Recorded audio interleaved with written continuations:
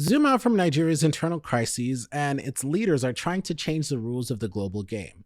At the African Union European Union Summit in Luanda, Angola, President Bola Tinubu, represented by Vice President Kashim Shettima, used his speech to demand a fundamental shakeup of the UN Security Council.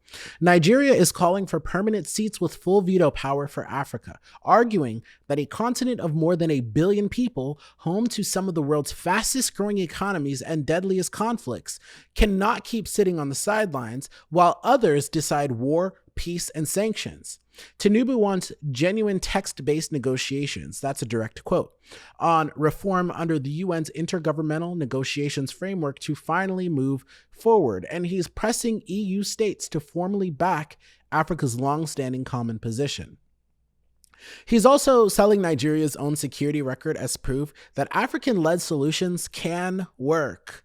According to the government, more than 120,000 Boko Haram affiliated fighters and family members had surrendered by early 2025 as part of a campaign that mixes military pressure with amnesty and de-radicalization programs and leans on regional forces like the multinational Joint Task Force.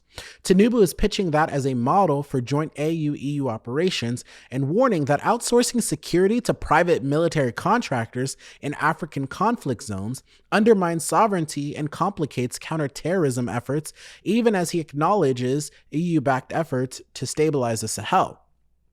The broader context is that Africa has been stuck in a holding pattern on security council reforms for years. The Ezulwini Consensus, the African Union's common position, calls for at least 2 permanent African seats with all the prerogatives of permanent membership, including the veto, plus additional non-permanent seats.